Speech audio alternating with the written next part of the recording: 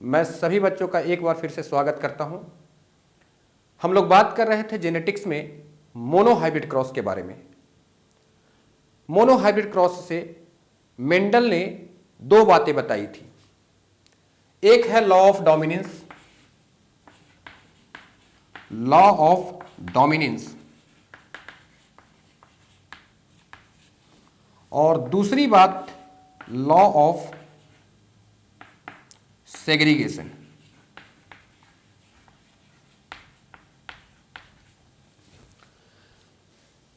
Law of dominance universally accepted नहीं है।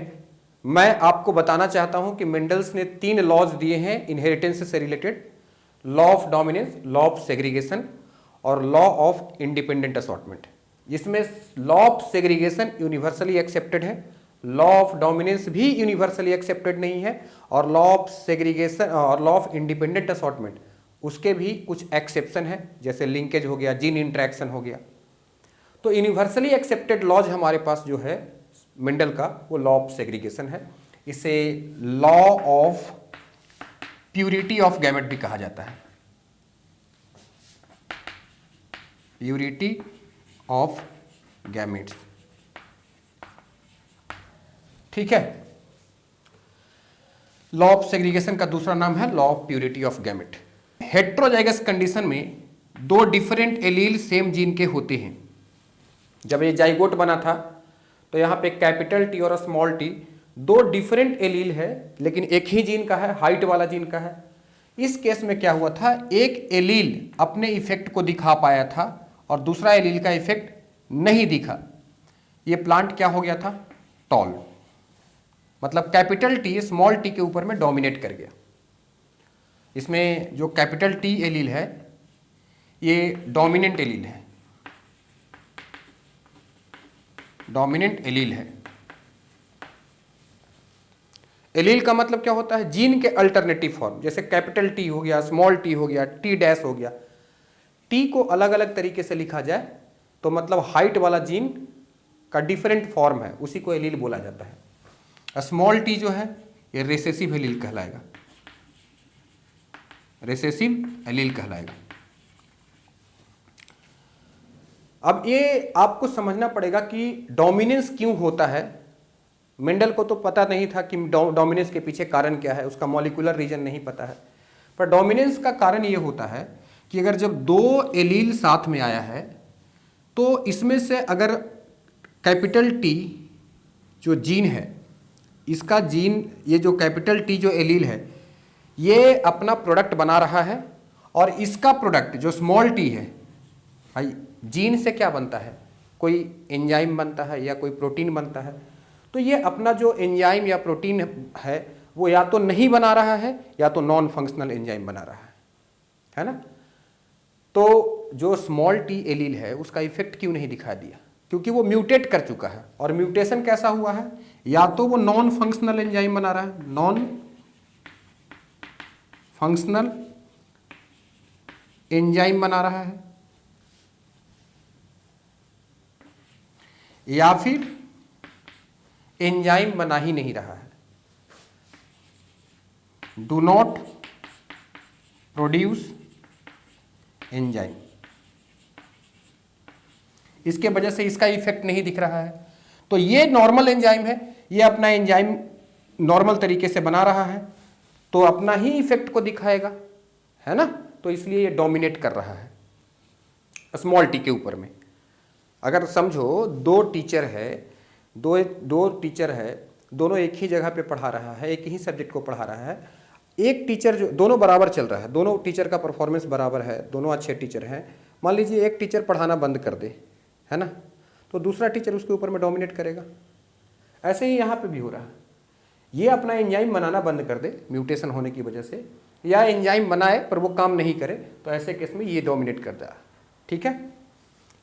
ये तो हो गया डोमिनेंस के बारे में बात। अच्छा, लॉ ऑफ सेग्रीगेशन क्या बोलता था कि जो एलील होता है, जो पेयर ऑफ एलील है, जब गैमेट बनाए जाते हैं तो उस समय अलग हो जाते हैं। और आज तो हम जानते भी हैं कि एनाफेज 1 में क्रोमोजोम का सेपरेशन होता है। जब क्रोमोजोम का सेपरेशन होगा तो पेयर ऑफ एलील जो होता है वो भी अलग हो जाएगा, यही है क्रोमोजोमल थ्योरी ऑफ इनहेरिटेंस, आगे हम सीखेंगे। क्रोमोजोमल थ्योरी ऑफ इनहेरिटेंस ये बोलता है कि जब क्रोमोजोम्स अलग होंगे तो उस पे जो जीन्स होते हैं, जो पेयर्स ऑफ जीन होते हैं, वो भी सेपरेट हो जाते हैं। ये मेंडल साहब बोलते थे, लेकिन उस समय माइक्रोस्कोप वगैरह का डिस्कवरी, उतना हाई लेवल का माइक्रोस्कोप था नहीं, तो बातों को लॉजिकली समझाते थे मेंडल। मेंडल ने कहा कि देखो मैं इस बात को कैसे बता रहा हूँ, देखो कैपिटल टी प्लांट जो था और इसको स्मॉल टी प्लांट के साथ क्रॉस करवाए थे, तो जितने भी प्लांट बने थे F1 जनरेशन में सारे के सारे कैपिटल टी थे। इनको जब सेल्फिंग कराया गया था, है ना, कैपिटल टी स्मॉल टी को कैपिटल टी स्मॉल टी ये दो प्लांट के साथ सेल्फिंग कराया गया था, तो यहाँ पे कैपिटल टी बना था, कैपिटल टी स्मॉल टी बना था, ये दो प्लांट बने थे और ये एक बना, और स्मॉल टी ये एक बन गया है।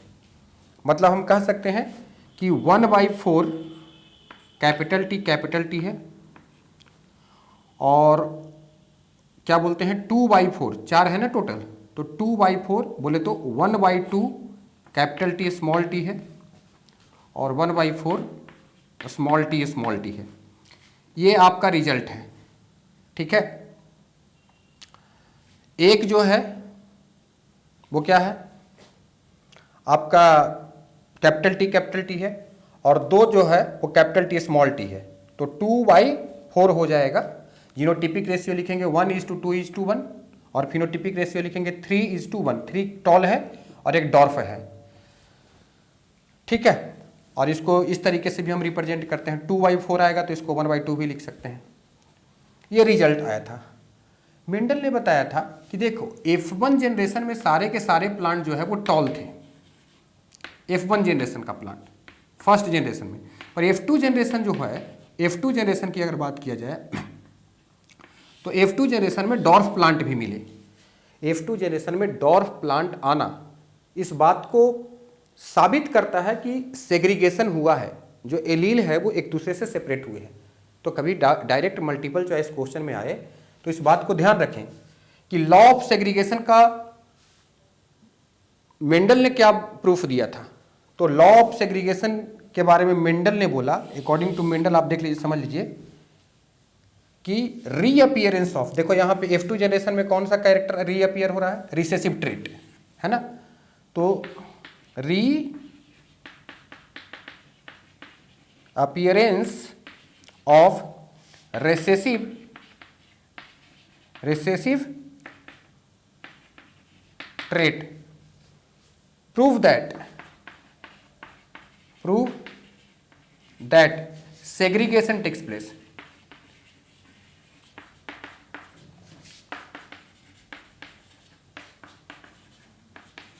सेग्रीगेशन हुआ है, मल्टीपल चॉइस क्वेश्चन में आएगा, ठीक है। अब ये बात कैसे मैं बोल रहा हूं, कैसे समझाया गया कि सेग्रीगेशन होना इस बात को साबित करता है, मतलब F2 जनरेशन में रिसेसिव ट्रेट यानी बोले तो डॉर्फ प्लांट का बनना इस बात को प्रूफ करता है कि सेग्रीगेशन हुआ है। कैसे, बात को समझो बेटा। अगर एक बात को सोचो कि स्मॉल टी प्लांट कैसे बन सकता है।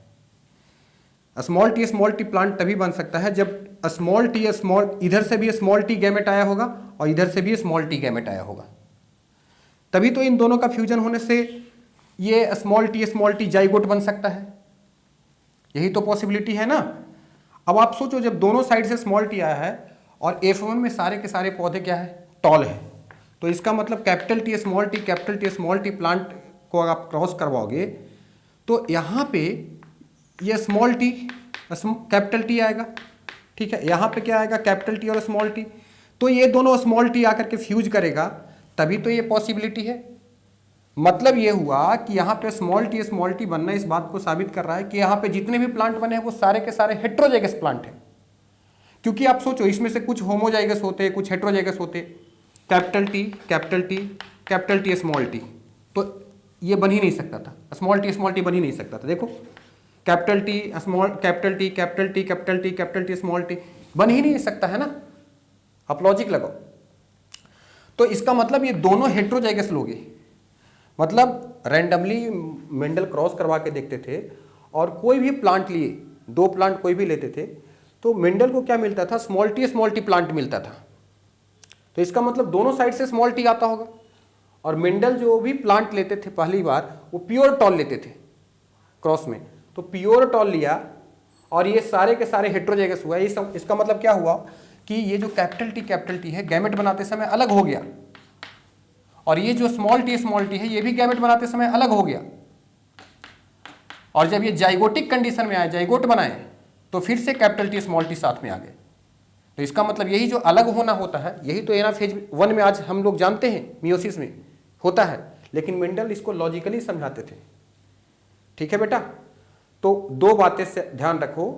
लॉ ऑफ डोमिनेंस इसलिए होता है क्योंकि दो एलील में से एक एलील अपना एंजाइम बनाना बंद कर देता है, या फिर हम ये कह सकते हैं कि वो नॉन फंक्शनल एंजाइम बनाता है, इसलिए दूसरा एलील का इफेक्ट दिखाई देता है, इसे डोमिनेंस बोलते हैं।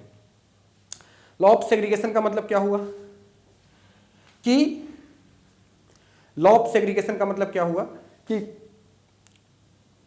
जो F2 जनरेशन है, F2 जनरेशन में रिसेसिव ट्रेट आया है, और वो इसलिए आया है क्योंकि यहाँ पे सेग्रीगेशन हुआ है, तभी ये सारे प्लांट हेट्रोजाइगस टॉल बने हैं। ठीक है जी, ये बात समझ में आ गई।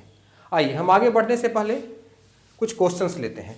याद रखें, मोनो हाइब्रिड क्रॉस के आधार पे दो लॉज मेंडल ने दिए थे, लॉ ऑफ डोमिनेंस और law of segregation. Law of independent assortment जो थर्ड लॉ है मेंडल का, वो कब मिला है? डाई हाइब्रिड क्रॉस के स्टडी के आधार पे। तो डाई हाइब्रिड क्रॉस के बारे में आगे हम बताएंगे। बच्चों एक बात ध्यान रखें, नेक्स्ट वीडियो जो जाएगा वो हमारा, ये तो हमारा कंटिन्यूअस चल ही रहा है, अगला जो वीडियो जाएगा वो प्लांट ग्रोथ डेवलपमेंट का फंक्शन हमें पढ़ाना बच गया है, उसको भी हमें करना है कंप्लीट। ठीक है, आइए हम एक क्वेश्चंस बनाते हैं। जैसे हमसे क्वेश्चन पूछा गया कि हमने एक मोनो हाइब्रिड क्रॉस करवाया है, और मोनो हाइब्रिड क्रॉस के F2 जनरेशन में 500 प्लांट मिला या 1000 प्लांट मिला, तो बताओ उसमें कितने ऐसे प्लांट होंगे जो पेरेंटल जीनोटाइप को रिजेंबल करेगा। मतलब आप सोचो, F2 जनरेशन में क्या है बेटा, 1:1 ये रेशियो आया है, जीनोटाइपिक रेशियो। तो कैपिटल टी है, कैपिटल टी स्मॉल टी है, और स्मॉल टी है। ठीक है, ये रिजल्ट आपके सामने है।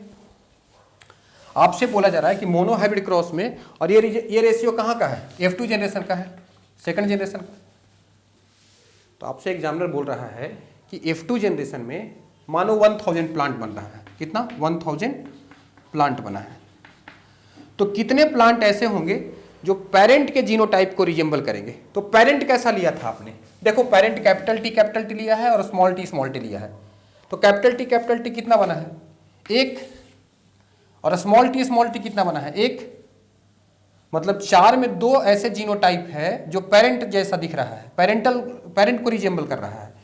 यानी 2/4 जो है वो पेरेंटल को रिजेंबल करना है। 2/4 को हम और क्या लिख सकते हैं? 1/2। तो इसका मतलब सीधा सीधा 50% हो गया। तो 1/2 मल्टीप्लाई 1000। ठीक है बेटा, समझ में आ रहा है?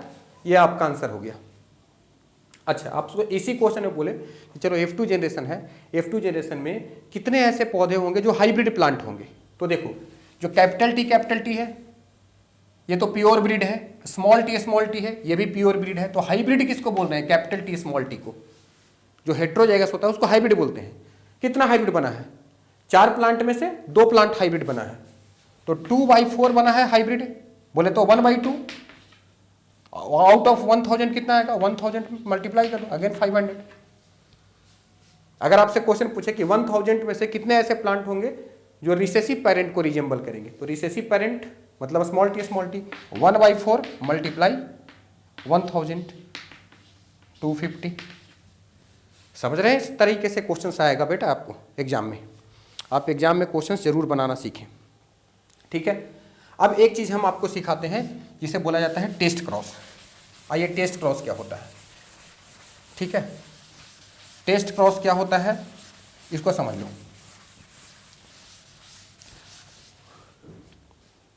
देखो बेटा, हम पढ़ने जा रहे हैं कि टेस्ट क्रॉस क्या होता है। अगर कोई डोमिनेंट फिनोटाइप का आपके सामने प्लांट दिया गया हो, जैसे हमने बोला कि कोई एक प्लांट है जो टॉल है, तो टॉल प्लांट क्या होता है बेटा? कैपिटल टी भी हो सकता है और कैपिटल टी स्मॉल टी भी हो सकता है। अब कैपिटल टी है या कैपिटल टी स्मॉल टी है, ये तो उसका जीनोटाइप है ना।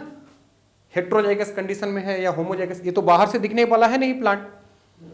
और मेंडल तो बाहर से ही ये बात को पता कर लेते थे, गेस कर लेते थे कि कौन प्लांट कैपिटल टी होगा, कौन सा प्लांट का genotype capital T small T होगा। ये कैसे पता किया जाता था? ये टेस्ट क्रॉस से पता करते थे। अगर आपसे कोई क्वेश्चन पूछे कि जो मेंडल साहब जो थे वो प्योर टॉल प्लांट लेते थे जब क्रॉस करवाते थे, तो पर उनको ये कैसे पता होता था कि प्योर टॉल है? तो टेस्ट क्रॉस से। टेस्ट क्रॉस इसी बात को जानने का एक तरीका है, एक मेथड है ना। तो टेस्ट क्रॉस हम क्यों करते हैं? To know genotype of dominant phenotype.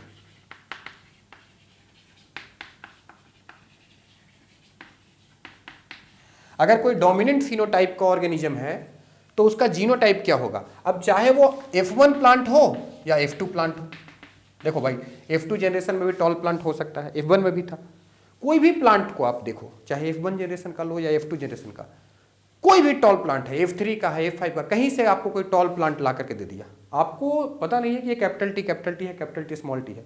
आप टेस्ट क्रॉस से इस बात को पता कर सकते हो, यानी जीनोटाइप पता किया जा सकता है। कैसे? सोचो, मेरे पास कोई टॉल प्लांट ला करके दिया, अब ये हो सकता है कैपिटल टी और ये कैपिटल टी स्मॉल टी, दोनों में से कुछ भी हो सकता है, मुझे कुछ पता नहीं है। देख बेटा, अगर मान लेते हैं कि कैपिटल टी रहेगा, टेस्ट क्रॉस में हम क्या करवाते हैं? रिसेसिव पेरेंट के साथ क्रॉस करवाते हैं।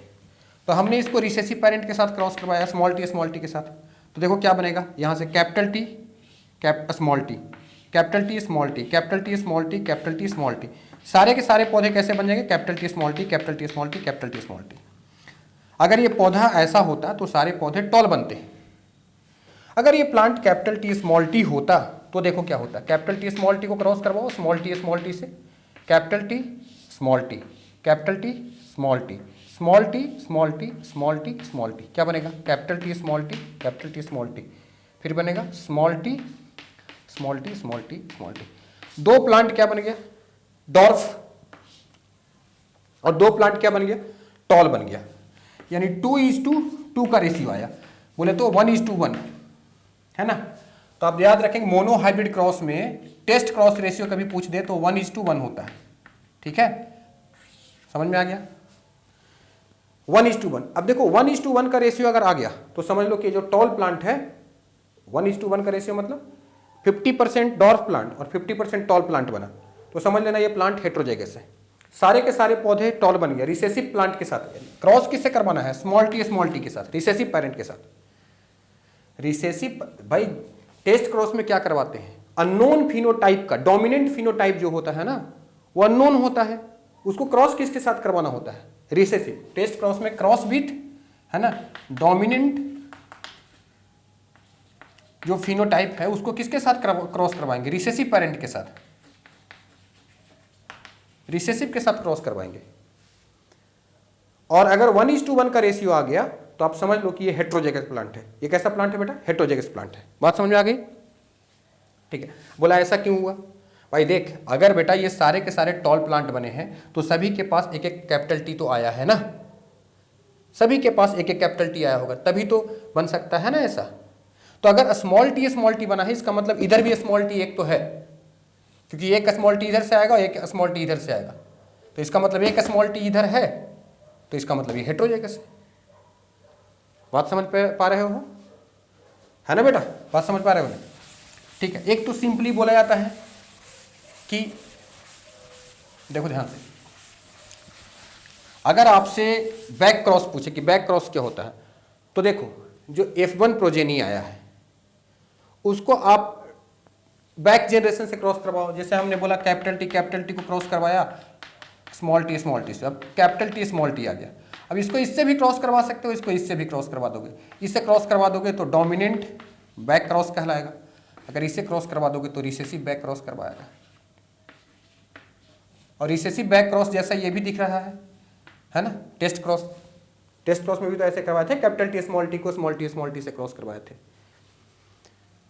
ठीक है। लेकिन टेस्ट क्रॉस में हमको ये बात नहीं बोलना है कि रिसेसिव बैक क्रॉस को ही हम टेस्ट क्रॉस बोलेंगे, नहीं। टेस्ट क्रॉस का मतलब ये होता है कि हमें जीनोटाइप पता करना है कोई डोमिनेंट फिनोटाइप का, तो उसे हम रिसेसिव पेरेंट के साथ क्रॉस करवाएंगे। ठीक है, अब बैक क्रॉस नहीं होगा भाई, कोई अननोन जीनोटाइप है तो अननोन जीनोटाइप के बारे में हमें क्या पता है कि उसका जीनोटाइप क्या है। आप रिसेसिव पेरेंट के साथ क्रॉस करवाइए, जरूरी थोड़ी है कि वो बैक क्रॉस होगा। ठीक है, आई थिंक आप समझ पा रहे हो चीज़ों को। अब देखिए बेटा, एक आपको आगे बढ़ने से पहले एक चीज़ बताते हैं गैमेट फॉर्मेशन का। गैमेट फॉर्मेशन का तरीका दिखाते हैं, इसको सीखना जरूरी है बेटा। आइए आगे बढ़ने से पहले हम लोग गैमेट फॉर्मेशन सीख लें।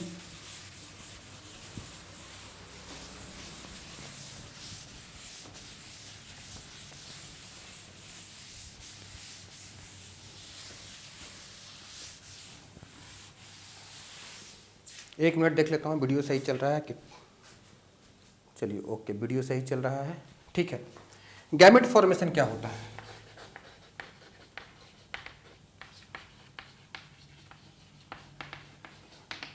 गैमेट फॉर्मेशन का मतलब एक होता है बेटा कि हमें हमारे सामने कुछ जीनोटाइप दिया रहेगा और पूछा जा सकता है कि इससे कितने पॉसिबल टाइप के जीनोटाइप बन सकते हैं, कितने फिनोटाइप बन सकते हैं। तो इसके लिए हमें सबसे पहले गैमेट बनाना होगा। इसके लिए एक फार्मूला हम इस्तेमाल करेंगे 2 के पावर n। 2 के पावर क्या फार्मूला है? n। और ये जेनेटिक्स का सबसे मतलब ऐसा बोल सकते हैं कि सबसे इंपॉर्टेंट फार्मूला है बेटा। यहीं से इसी फार्मूला से हम हजारों क्वेश्चंस को सॉल्व करेंगे आगे चल करके।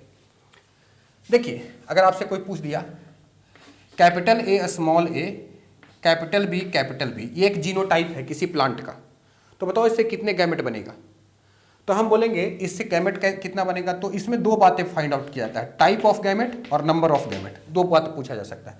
अगर टाइप ऑफ गैमेट पूछेगा तब भी यही फार्मूला लगाना, और नंबर ऑफ गैमेट पूछेगा तब भी यही फार्मूला लगाना। बस खाली फर्क इतना है कि जब आपको टाइप्स निकालना हो, गैमेट का टाइप्स निकालना हो, तो एन का मीनिंग अलग होगा। एन मतलब होता है नंबर ऑफ हेटेरोजाइगोट्स।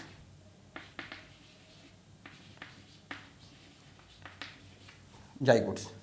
और अगर नंबर निकालना हो बेटा, टाइप नहीं निकाल करके नंबर निकालना हो, तो टोटल पेयर काउंट करते हैं, टोटल पेयर। अब देखो यहाँ पे टोटल कितने पेयर हैं?